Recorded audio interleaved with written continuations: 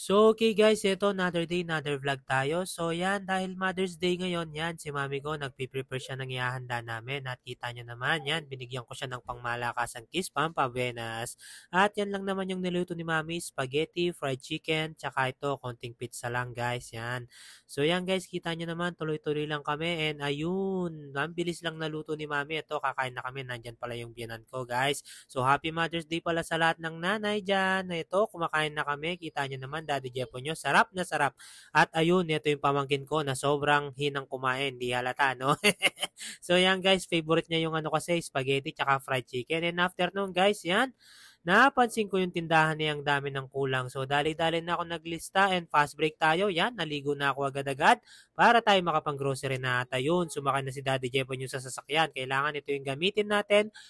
Kasi nga, marami tayong papalangkihin ngayon guys. Kailangan natin mapuno yung tindahan for the buong week yan. So, andito na pala ako sa supermarket. Syempre, hindi mawawala yung car check natin guys. And after nun guys, syempre lagi nating inuuna yung mabibigat. Yan, yung mga delata guys. At yun, Daddy Jepo nyo ay nakadiskarte na naman paano ipatong yung cellphone niya guys. Sa susunod yata, kailangan ko na magdala ng tripod. At ayan pala yung mga delata natin guys. And ito, fast break. Yan, kita nyo naman guys. Yan yung first cart natin. Puno na.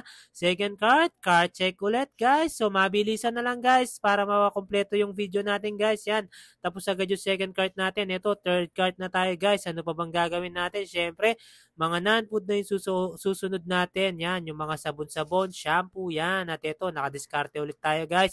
So yan, kita nyo naman, Daddy Jepo nyo, laging tuloy-tuloy lang guys. Ito, mabilisan lang. Ngayon, naka-third cart na tayo agad guys. At ito, maaga tayong nakapila guys kasi nga walang ganong tao. Thank you Lord.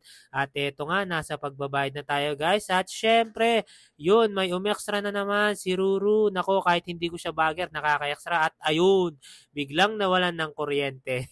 So, nagantay lang tayo ng konti habang nagantay tayo guys. Eto, pinakarga ko muna yung mga wholesale ko guys. Yan, para konti na lang ikakarga mamaya sa sakyan. At pagbalik nga namin, eto, yung may kuryente na agad. So, tuloy na natin guys. At boom! Yan yung mga pinamili natin guys. Sana'y kumasya sa kotse. Pero alam ko naman, kakayanin ni paring Soy ko yan, ay kamada guys. So yan, first ano pa lang yan, push cart guys. Actually, dalawang push cart yan. At eto na nga, kinarga na ni paring Soy ko. Ang galing na pagkasya niya guys. At ayun, eto.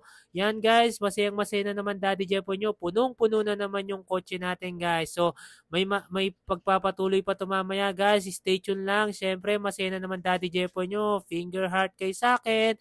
Bye-bye!